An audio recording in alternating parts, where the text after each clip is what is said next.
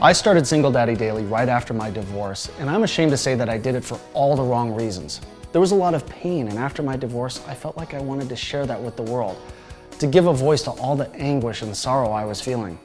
I needed a catharsis, and I used Single Daddy Daily as my vehicle. I soon found out that this wasn't the approach I needed to take. Our mission at Single Daddy Daily is to take the struggle out of single parenthood and create a community where people can find the tools to thrive as single parents. Strong, resilient, happy kids is always the goal as parents, a goal that can become more challenging when facing parenthood alone or in a blended family. Divorce and single parenting is more and more common now than ever. The challenges that we face as single parents permeate all aspects of our life. We want to be the #1 resource for single parents out there who are having a tough time navigating the waters of single parenthood. We cover everything from parenting strategies to dating after divorce, finding love after divorce, and creating a new blended family. Divorce can rob us of those feelings of acceptance, and it took me a while after my divorce to learn to love and accept myself. To be honest, some days I still struggle with that. We all do. Single Daddy Daily is still my place of catharsis, but now it's from a place of love and not anger. Hurt people hurt people. That's why the cycle of hate and hurt continue to live on unless we are the change as parents first that this world needs. We are here for you, and this is what this community is all about. Don't just survive, thrive. The Single Daddy Daily way. We are a movement, we are a tide, and we are rising. All right, ladies and gentlemen, welcome back to another video edition of the Single Daddy Daily podcast with your hosts, Drew and Evan. Drew and Evan, I that's was right. going to say Drew and Julie, but I think That'd that's be what our videographer just showed us. Yes. So speaking of Julie, Yeah. I feel Who like is Julie? this has been a fantastic journey into the psyche of Drew Manning. Mm. So we've had your daughters on, Yes. and we've recognized that you have some flatulence that we should probably address. According to them, everyone has Yes, violence. yes. True. Let it go. We've had your wife on, and we got a fascinating Ex-wife. look. Oh, yeah, Ex-wife. that would be interesting. Ex-wife. You know what? We had your ex-wife on, and we got a really fascinating look, not only at your journey to becoming a single dad, but I think really in how we can set a benchmark of how two people can co-parent together in a really great way.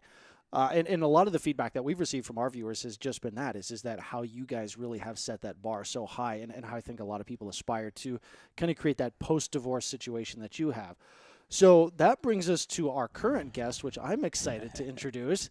And I guess I want you to do this. I'm dropping the Okay, mic at this point. okay, Now it's your awesome. turn.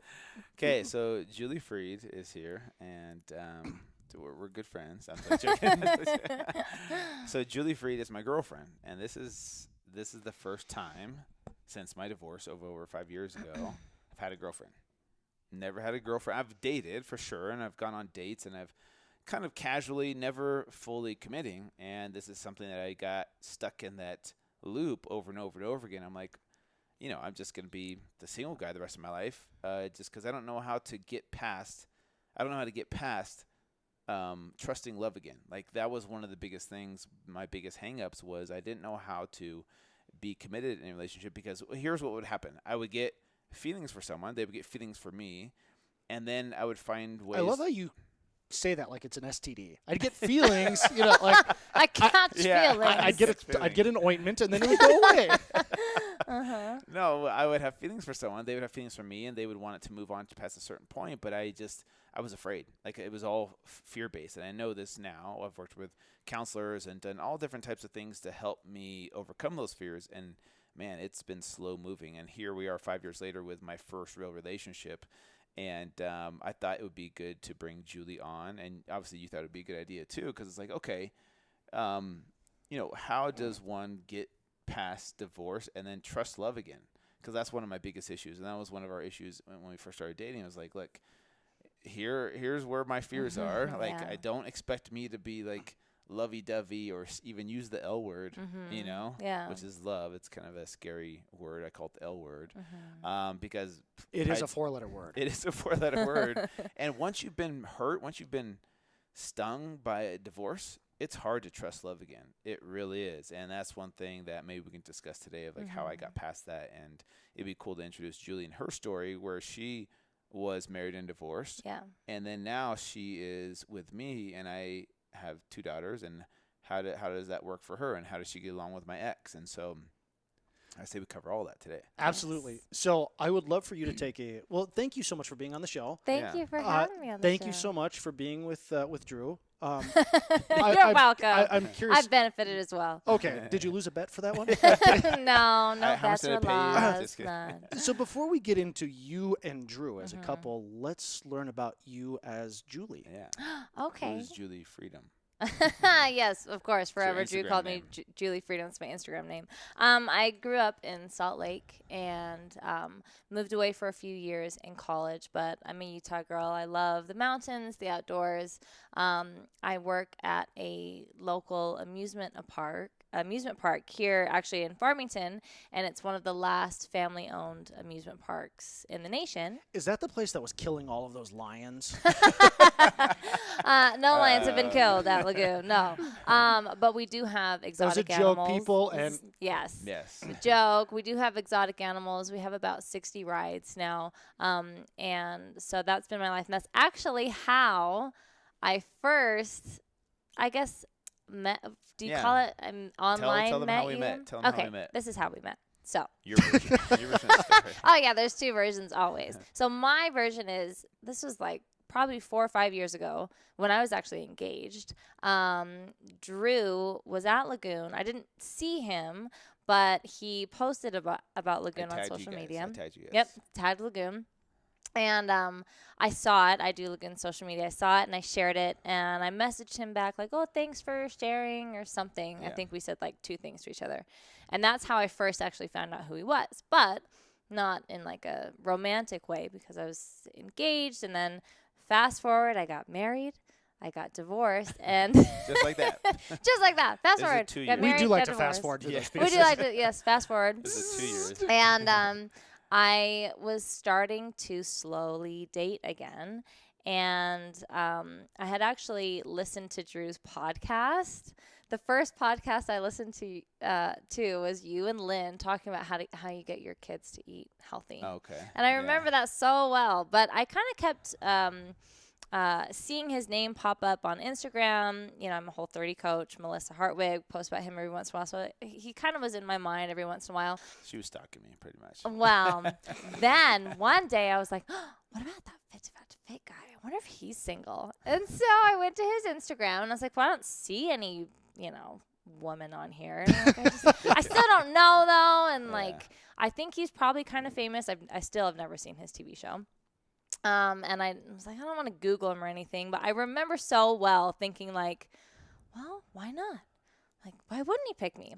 So I slid into those DMs casually and asked if he wanted to go to coffee, which of course he was like, yes. Where have you been the last 5 years of my life? I didn't say that. And so we went to coffee. Okay, there you go. That's it. So Would my you like to version tell of the story your is super version? quick, super simple.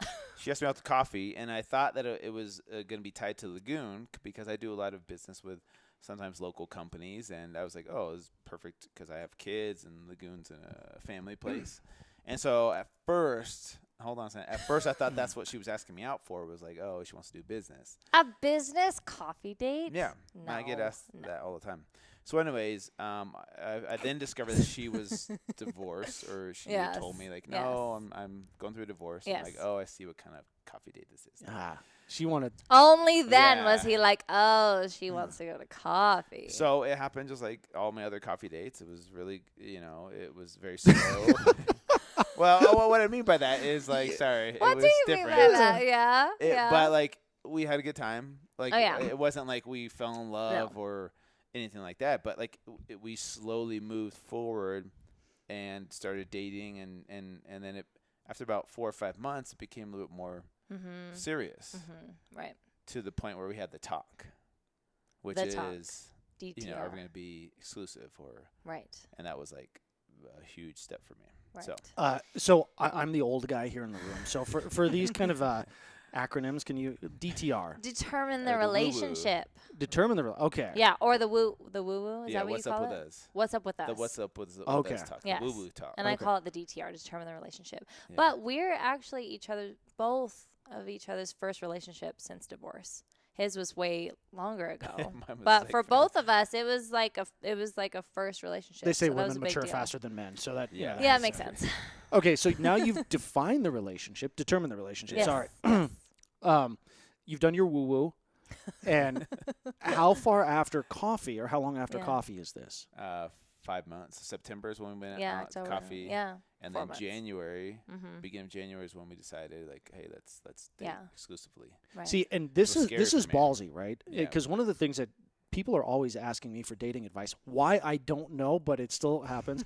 In my general rule of dating is you don't begin a relationship, any kind of relationship, between Thanksgiving and Valentine's Day, right? What? Why not? Because then you avoid the whole issue, like, what are we doing for the holidays? Do I Oh, have to yeah. give you a gift? Are we Aw. spending time together? Yeah, that's a good Am I point. making out with you on New Year's? I mean, there's a lot. And then you get into Valentine's Day, right? And it's like, oh, wow. yeah. You know, can I get Yeah. away with a box of chocolates? Does it have to be roses? Do I throw lingerie in there? Are we Yeah. at the point where I have to consider jewelry? There's a lot of Yeah. decisions in Seriously, that there's short a lot amount of That's really time. funny. So you That's guys really have funny. actually broken the paradigm of, Yeah. of getting involved in a relationship in that black box. Yeah. And how long ago was that? Survived. A little over a year little over a year ago, ago. because here we are. It's January 2020. Yeah.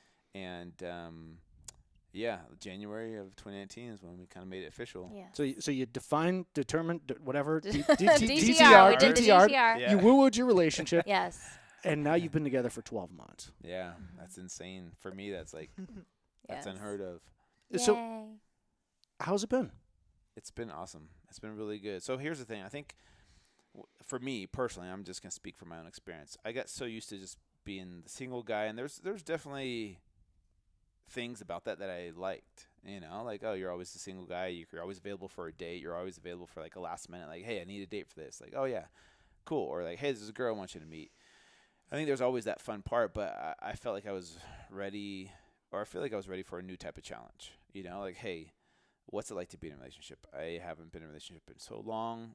And what I noticed over the time with Julie was that the fears were still there. It's not like, oh, with Julie, all of the fears were gone. But I would inch closer to saying, okay, I have these fears, but I'm going to keep going. This fear is popping up, but I'm going to keep going. Usually I would break up over this small thing, but I'm going to keep going.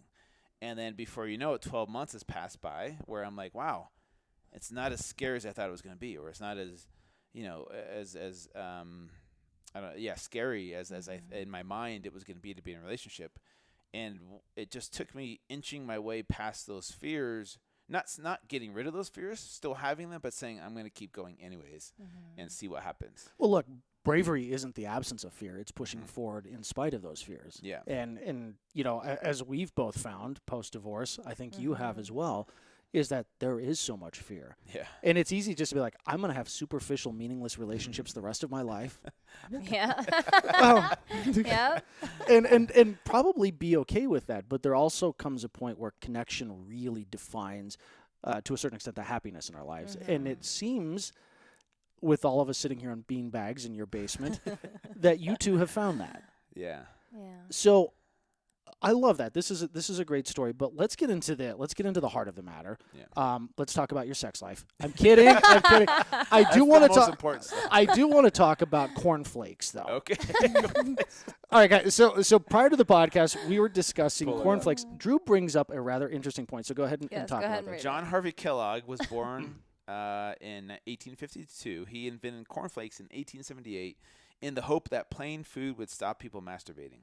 So that's where she didn't know this. I had She's no like, "Drew, you're clue. making Does that up." everybody know that? I No, never this knew was that. this is Single Daddy Daily tidbit factoid. Yeah, fun fact of the day. Yeah. Yeah. Cornflakes were created to stop people from masturbating. I love Captain Crunch. Guys, I'm going to take 5 minutes. I'll be right back. Talk amongst yourselves. 5 minute break. 5 minute break. So outside of masturbation, cornflakes, and Captain Crunch, I want to talk a lot about how you have managed to integrate Julie into your lives. And obviously, that's probably the biggest fear I think that most single parents have is, Yeah. how do I bring someone else into my kids' lives? And you don't have kids, right? No, I Yeah. don't have kids, and that was huge. I mean, before we determined the relationship, I mean, we talked about that so much. Yeah. You know, like his biggest fear was, you know, what if, you know, I introduce you to my girls and they fall in love with you and then it doesn't work out. Like, I don't want to put them through another heartbreak, and like I would feel terrible. And that was something that we had to just be really open about and just really communicate through all of it. And, you know, him overcoming his fears too, it's not something that just happened overnight. And I think the reason why we were able to keep going and keep going and keep going was because we communicated about everything. You know, and I have a lot of friends who are... That sounds exhausting. It is, but I have a lot of friends who are in relationships and they're stuck as well with, you know, girls and guys, stuck with somebody who's like, can't get over their fears and can't move forward. And I think for me with Drew, it's like he's totally honest with me about where he is and he's working on it. And like, I knew exactly like what I had. And I also knew that, you know, he was capable of like big love, but it was just one step at a time. And with the girls, I met the girls actually pretty early on, kind of as like in a friendly way. Yeah. They came to the park. It wasn't like, oh, this is a girl I'm dating. And they're so great. And we have a lot of similar Obviously, energy. they love Lagoon. They love going there. It's an amusement park. Right. I'm like, oh, there's this girl. It's a friend of mine. And she works there, and she invited us to come. And so, of course, like, they loved that. And they loved that about her. Yes. Because they got treated like VIP. They're like, oh, we don't have to wait in line. You know, we don't have to buy our tickets. Like, and they got to go to the front of the line. And, like, it was so cool for them. And I think at that age, I think kids just, they love anyone that gives them attention, especially little girls. I think girls love the fact that another girl's giving them attention and, like, you came down to their level. And it wasn't like you just talked to me and ignored them, which for me was really important. It's like, hey, we have time to connect when we're dating and stuff like that. But I only have my girls for a week, so like I want you to connect with them so that they feel comfortable around you. And so that was like the first test. Right. You know? It's so great. and then from there it evolved and it became pretty natural because they already liked a lot of things about her. You know? And so that I think that helped out.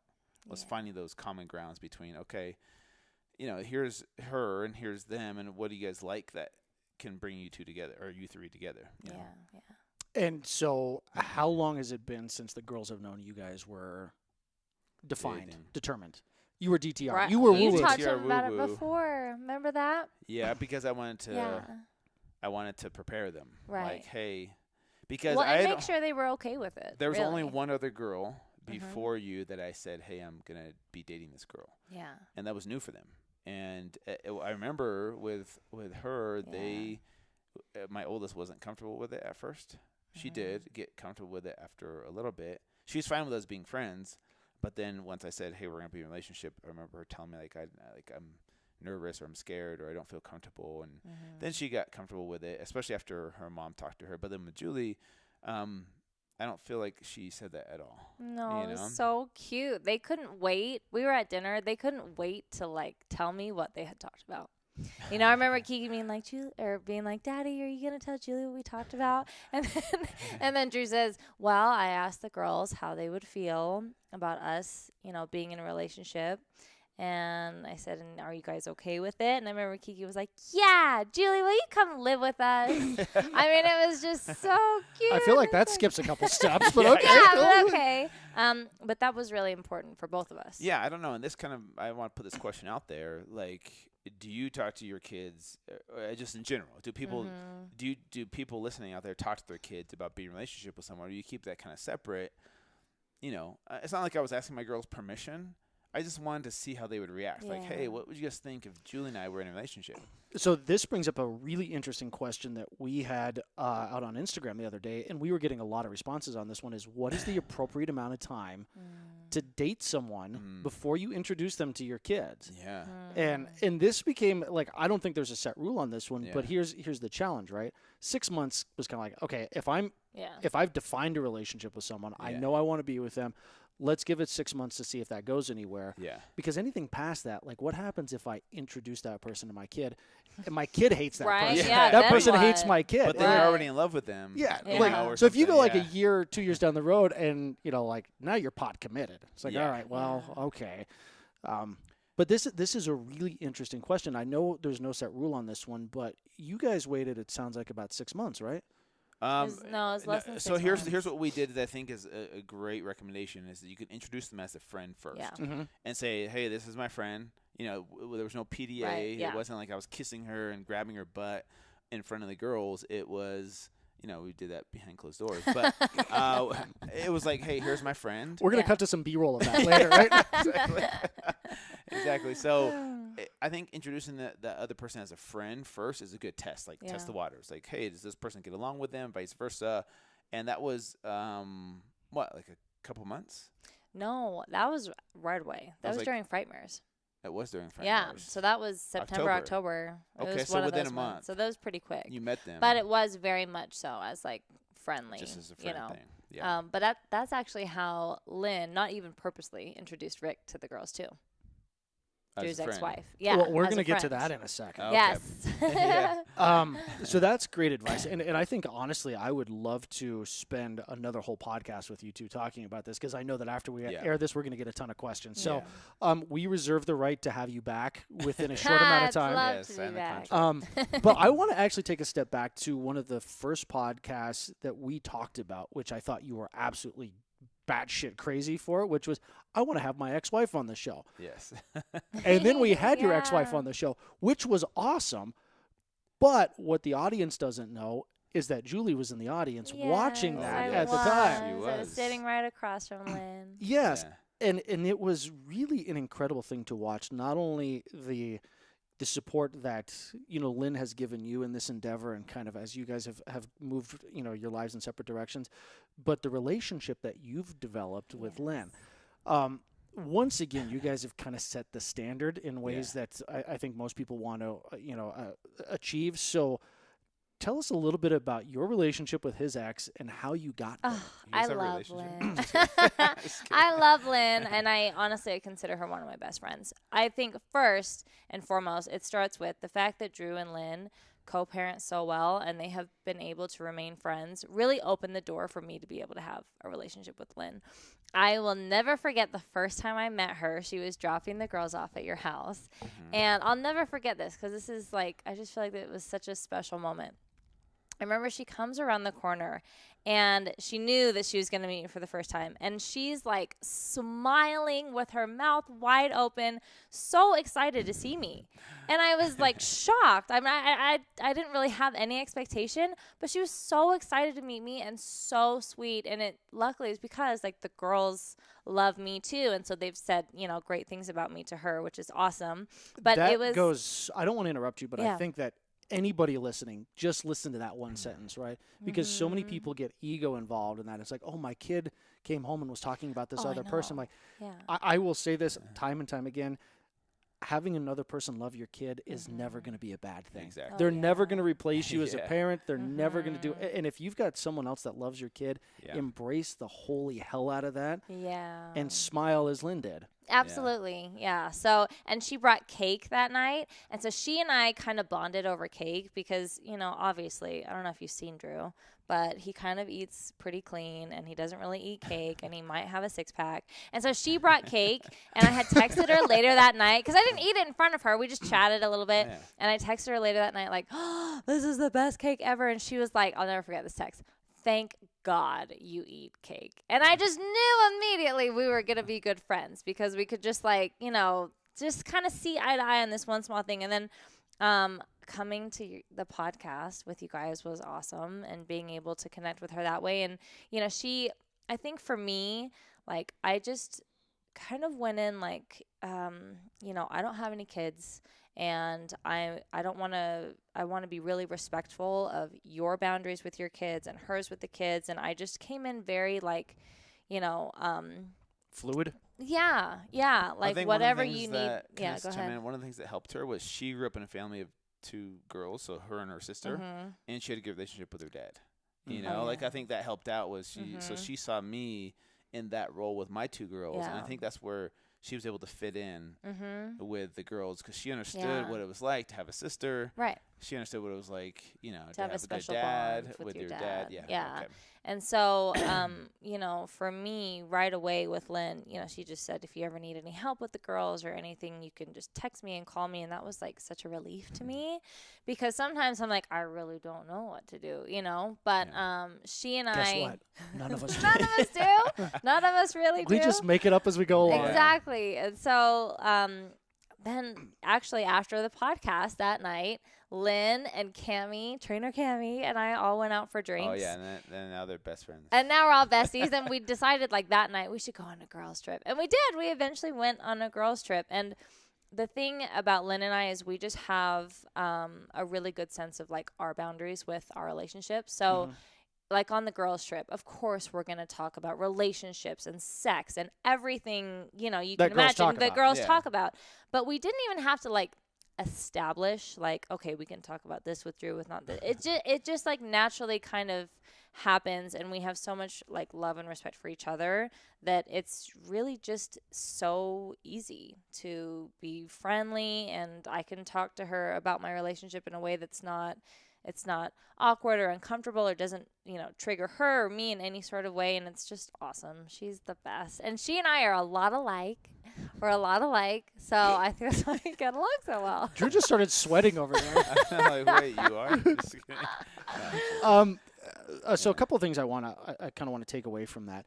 If you were to give our viewers one bit of advice on how to really try to establish that kind of relationship with their ex's new partner, what would that be?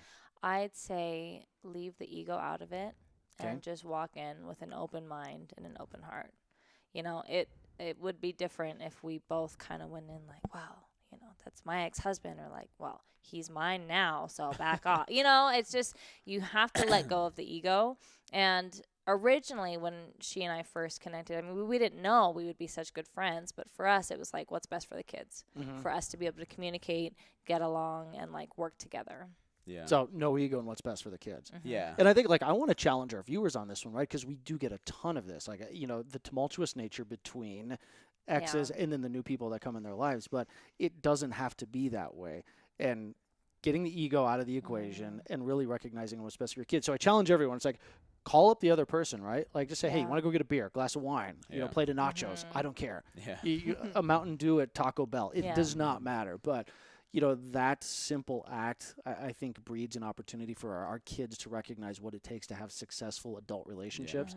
And you guys, again, exemplify that. So, I want to throw that challenge out to our viewers, make sure, do that. And in fact, when this drops within a week, I want to see stuff on our social media. Like, I did this and it worked. Or I did it and I got punched in the face. Either way, at least you tried it. Yeah. Exactly. And go ahead. One thing I was going to just chime in on, just give advice to people out there, is when you are ready to start dating, I think it's important to obviously date all kinds of people, but look at people as how are they going to fit in within your construct of your, like, your ex-wife is this and your kids are like this. Like, how are they going to fit in? Like, obviously you could date someone that's just like super hot and sexy and like, oh, that's cool, but are they going to be someone that is going to get along with my ex-wife? Are they going to cause drama? Are they going to have build a wedge between me and my daughters or my kids? Like, those are things you have to ask yourself when you are dating someone. Like, okay, would this person fit in with like my people, like, my tribe? Well, and that's the blended family, right? And so you're no longer just making decisions based off what's best for you. It's all of the people involved. And that becomes a very adult thing to do. You're looking at things in a macro level versus a micro level. And that's a challenge, right? And especially, after a divorce, you're like, this feels good over here.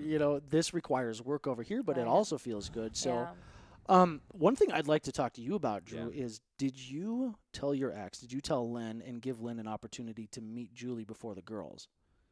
Or how did that come up? Oh, good question. It was, once we started dating and became more serious, I said, hey, there's someone that I've been dating, and she has met the girls, and she's going to be spending time with the girls. Would you want to get to know her? And I knowing her, I knew she would, be super excited about that, because for the past 4 or 5 years, that really hasn't happened. Like, hey, that conversation hasn't happened. But I basically did want her to have the opportunity to eventually meet Julie, because what happened was when she dated her fiance, when they were started getting serious, I told her, I was like, hey, if he's gonna be hanging around the girls a lot, I want to get to know him, right? If there's like one date here and there, and there's a guy that's me, like, I don't care about getting to know that person before they meet the girls, because I trust her. She's not gonna date some crazy psycho guy, and I knew that she trusted me too. But I feel like we have that type of relationship where I was like, hey, this person's spending time with our girls. I want you to meet her. you know. It went really well, to be honest with you. I think she was super excited, super happy that I was with someone finally, and I was ready to introduce her to her, you know, to Lynn. So. Yeah. A lot of the research that we've read on successful co-parenting relationships after divorce really deal with this one topic. And again, I throw this challenge out, and you guys have done this to our viewers, is if you're going to date someone and that person's going to be around, is give your ex the opportunity to meet them. Yeah. And let them know, right? Because there's nothing Yeah. worse than being the parent and be like, you know, hearing from kid your kid comes to you. like, hey, you know, Uncle John's been sleeping at the house for the last 3 nights. Yeah, like, exactly. like, and why is Uncle John sleeping in Mommy's bed? Like, that's so just funny. weird. We're not from Alabama. Yeah. I And, you know, apologize to anyone from Alabama for that comment. You know, looking back too, I honestly wish I would have met Lynn sooner. Partly because we are such good friends, but I think when you haven't met your partner's ex, there's an opportunity to create some stories in your head. Just the unknown, like, what if they really don't like me, or what? You know, there's just so much that could happen, and I kind of think do it sooner. You know. Because then it's just like you know right away what to expect, and especially with the kids, like it's so much easier now knowing that like, oh, I can just call in if like Kalea figures out Santa's not real, or I you know. She did, and then she had to call her. I had to call her, but it's Can't just remember where I was, but I don't remember either, but yeah, it's just I think you could even do it a little bit sooner, or at least have that conversation open, or be able to text back and forth, just hi, you know, this is who I am, this is what I'm about, these are my intentions. I just think it's so easy now with Lynn. So you guys have talked a lot about the good elements of all of this, and really set you set in place some policies, some procedures, some best practices for our listeners that I think would get them a little bit further down the road in successful co-parenting or post-divorce relationships. What are some of the challenges that you've had? With the girls or between us? Between all of it, yeah. All of it. Ooh. That's an open-ended question. Let's see. Your much time do we fears in the have? beginning. I know your fears in the beginning were probably like our biggest challenge, I'd say. yeah. I couldn't progress past, trusting love again. She was already in love. She used the L word first. And I remember she would say, I love Lesbian? you. And he just wasn't, I could lamp. tell it was like his walls would they'd start to come down, but then they come back up because I could see he was like coming from fear.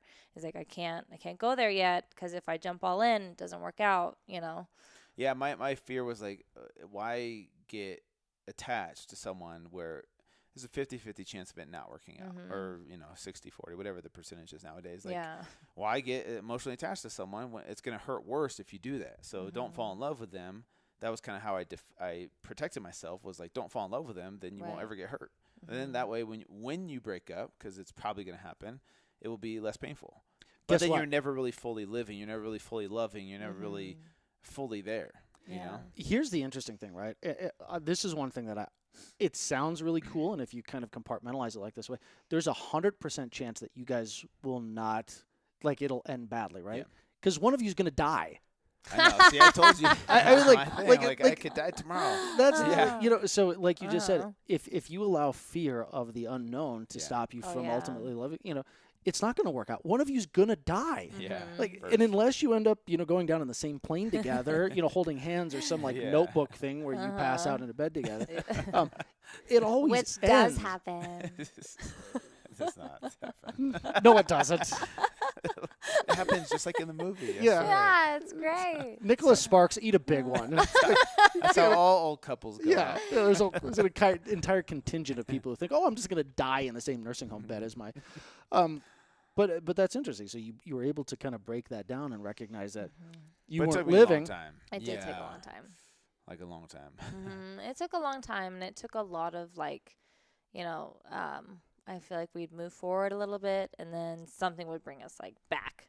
You take one step forward and two back. There was a lot of that back and forth, and I had to be really, really patient because I think in the beginning, both of us were like, oh man, we're never getting married again. And who knows if relationships even work, because it's both of our first relationships since being divorced. So there's still some of that, it's not even bitter, just doubt, I think. doubt that anything could ever work out for a long time. As the 80s song once said, once bitten, twice shy. That's a good one. Yeah. It's before her Yeah. time, but Probably, but I know the song. okay. But yeah, that took a long time to work through, and a lot of communication and a lot of really like confronting conversations. And I had to be in a place where I was really okay with giving myself the love that maybe Drew wanted to give me, but couldn't because of his fears, and That was profound. yeah. And it was hard, because I've always thought, okay, like I can love myself enough, to be in a place where I'm at a different level or my feelings have progressed further than my partner. But when it came down to it, I was like, oh man, this is scary. I'm afraid. I feel like I could like really be losing big here. But for me, it's like, man, it's worth the risk, because my You could also be winning big. Yeah, my connection with Drew was so deep. I mean, from our first date, because he's used to interviewing people he like interviewed me, not interview style, but it really was like the deepest first date I've ever had, because he like asked me everything about like my life and my divorce, and I was like, oh my gosh, this is so deep. But it was good, and it kind of set the tone for our relationship, because we were just able to really connect in a way and talk about things that like maybe I hadn't talked about before.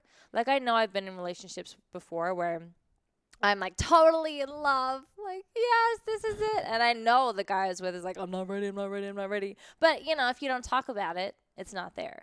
But how often are two people really at the same place at the same time?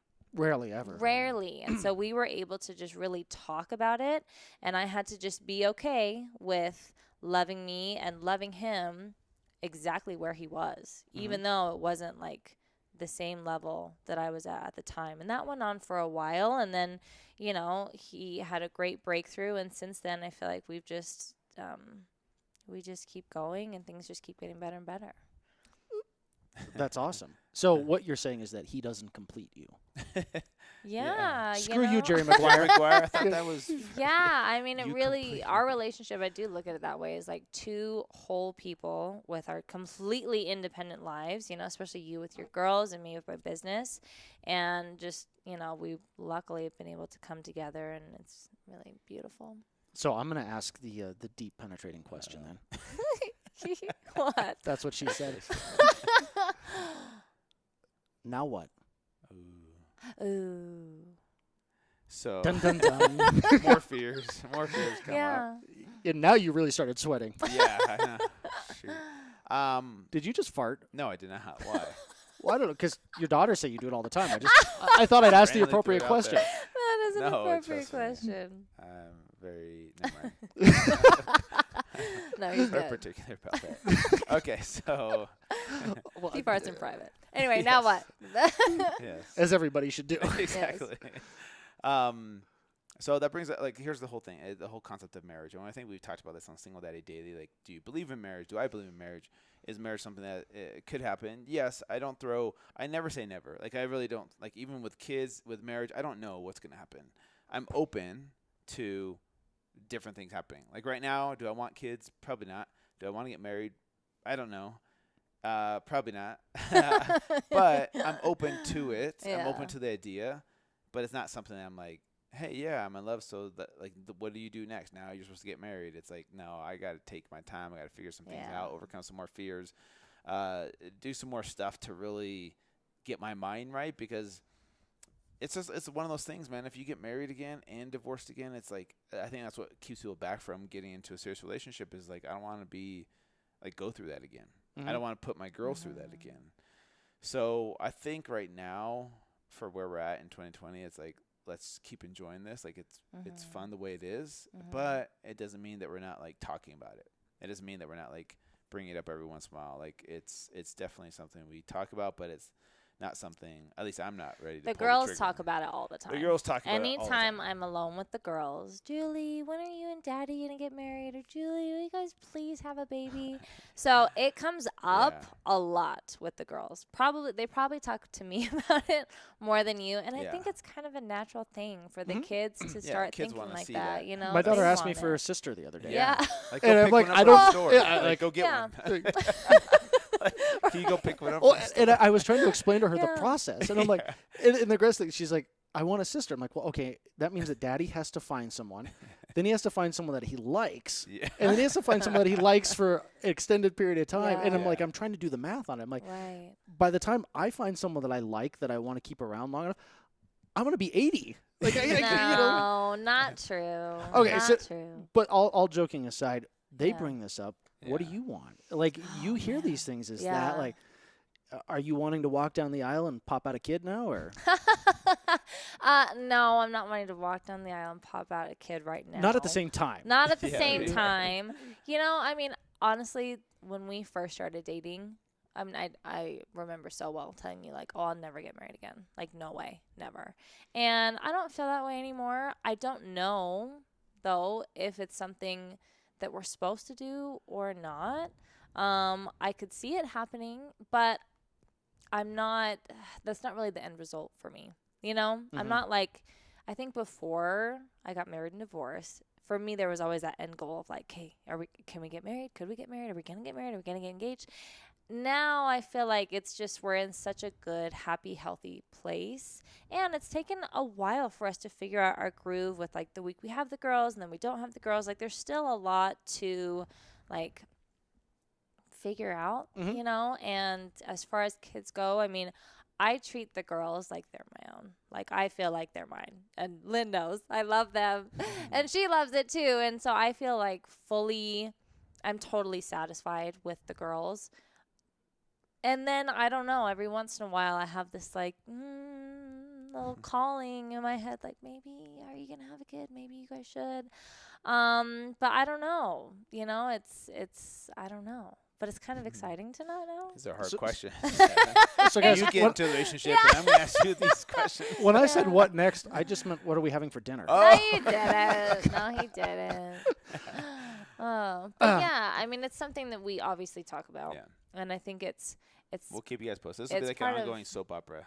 Yeah. What's happening- Telemundo. yeah. Yeah, what's happening in Drew's life? Is he still with that girl? Just kidding. But I do think Totally these joking. kind of conversations really are part of, for me at least, dating someone with kids. You have to be Yeah. prepared to be all in, like, because for the kids' sake, you know, like I knew like if we were really going to start like dating and like I knew I had to be serious and be totally ready to be in a relationship and maybe have it keep going forever because it affects not only your life now, it affects their lives too. I really applaud you saying that, and I think I don't know if you've had relationships in the past post-divorce with people who haven't had kids, but I have. Yeah. Not a lot, but I've had a Yeah. couple, and I don't think a lot of people who don't have kids get that. Yeah. Right? It's they true. they That's what I'm don't saying. understand it's that. very rare. Huh. It is. And that's what I've gone back and forth. Do I date a girl with kids because she understands what it's Right, like to be yeah. a parent, and they get me. And some girls that I have dated without kids, like I'm probably judging them, like, oh, you probably don't know what it's like, you don't understand. And then we've had some talks about that, like, hey, when I have the girls, it's Oh, you yeah. gotta understand this, and so And we there's some things I don't understand. yeah, there. so. So, but I think she's way far ahead of like understanding, even not having kids, Mhm. which helps her, which helps us, navigate this situation so much better because she Yeah. understands what it's like. You guys seem like a couple that just put in the work, right? And it's you Yeah. get out of anything Yeah. what you That's put so into it, true. and so a lot of it seems to stem from the the hard conversations you're willing to have. Yes. How do you, when it comes time for one of those conversations, right? Something sitting Mhm. with you, something sitting with you. How do you do it? How do you just say like, this is what I'm feeling right now? Yeah. Like Yeah. because so many people I think end up in this pattern where they don't express how they're feeling. Right. They're sitting on those deep, those deep things that they Yeah. want to talk about, and they just fester. Well, that's a great question because, especially the week we have the girls, we can't always have those conversations. Yeah. It's okay, this is what I'm feeling right now. We need to talk about this later. But I think Just so you know, in the history of mankind, no good has ever come from the words "we need to talk." So never ever plant that seed. Okay. Calm down. We need to talk. That doesn't work. Wait till Yeah. you're like, but how do we have those conversations? I mean, that's a good question. I feel like just as things come up, we talk about it. I don't know. It depends. Like when I have the girls, we're kind of in survival mode a lot. Like, hey, let's just get through the night. Yeah. We'll talk about this when we don't have the girls, and then Yeah. we make time to go out on dates. That's the. I mean, Yeah, that's that's the true, advice that's been actually, thrown yeah. around so much. But it does make a big difference where we do make time to go out on a date, and then that way it's time for us to connect, and we'll talk about all those things that have come up during the week where sometimes it's not appropriate to bring something up like when I'm trying to like, help Feed the girls drop, dinner. feed them dinner, or like get them hurried to bed, like let's talk about this like later on when we have some more adult time. you know? Well, that's a skill set, right? Making your emotions subservient to, kind of, it's like it's the ego thing. It's like, if I recognize this trigger, but I can hold off on having a conversation, then I can approach it in a much different way versus like, like, And that's something I've had to really learn. I used to be incredibly reactive. But after reading The Untethered Soul and really just doing a lot of self-inquiry, I've really tried to just be able to observe what's happening. But the dates, that's a really good point. So every single week, whether Drew has the girls or not, we make time for one date, whether it's coffee like date or lunch coffee or lunch. If the girl, if we have the girls, we can't go to dinner, or we go to dinner and it's like a couple hours, like no phones, where we just don't talk about work. We just talk about how things are going. And that's the best time because we both know we're coming from like a place of just love and understanding. All right, I need you guys to write a blog on like the top 10 tips, for this, because this is like there's so many pearls that are coming out of this. Oh, good. But it's taken time for us to figure out. Well, that's what you just hit the nail on the head. It takes time. Oh yeah. Don't expect that. Yeah.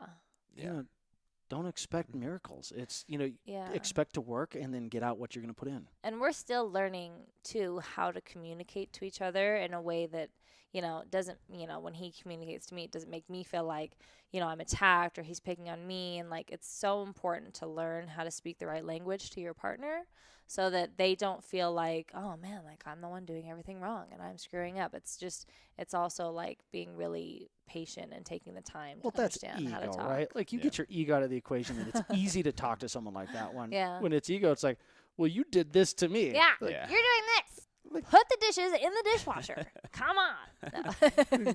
Like, why is that so specific? Why'd you look at me? So what do you do when your dishwasher stops working? You kick her. Luckily, we have a bunch. You kick. Oh, gosh. I didn't say that. Boo. Bad joke. What did you say the fraternity called? They want their jokes back. Yeah. The frat house called. They want their jokes back. My frat house jokes are a lot worse than that. Oh. I don't believe that. I'm just making a joke. Yes. Guys, I hate to do this. We've got to wrap this up, but we absolutely have to have you back. Thank you. I'd love to come back. I'd like to kind of do the wait a sec. You are launching a podcast, right? I am going to launch a podcast. Just Freed? That's a great name. That is a great name. Who came up with that? Evan Marco. So obviously we'd love to support you in all the things that you're doing. We'd love to support your guys' relationship and kind of just check in with you from time to time to see not just how you're doing, but to really help our viewers take away some of the practices that you're employing that have really made this so successful. Yeah, people, and this is the thing with all single parents listening out there. We're all at different phases. Maybe you just got divorced, and you're like, dude, this does not apply to me. I'm never dating again. I'm deleting this podcast. I never want to see another human being of the opposite sex again, or even get close to having a relationship, right? Like we're all at different phases. Just know that like there's gonna be times where you might actually want to date again, like. And then you'll come back and listen to this podcast, and it'll be beneficial. It'll be helpful. Yeah. So awesome. Yep. Julie, thank you so much for being a Thank part you, of Julie Julie Freedom on Instagram. Yeah, and not just for being on the show, but I think for being such an incredible part of the message that we get to share about how people can do things in a way that's raising healthy, happy kids. Yes. It's most important. Thank you so much for having me. You know what? I started this thing off. You close it out. Close it. Thank you guys for listening to Single Daddy Daily. We appreciate all the love and support, and we are here for you guys.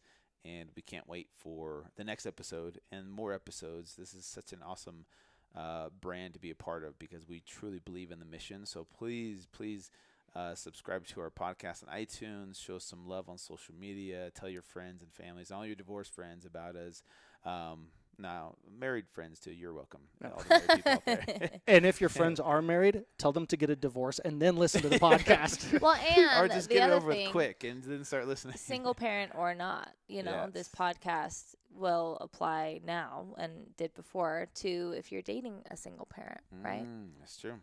Yeah. Appreciate it. Thank you guys so much for listening. We'll see you guys next week on Single Daddy Daily. Thanks, guys.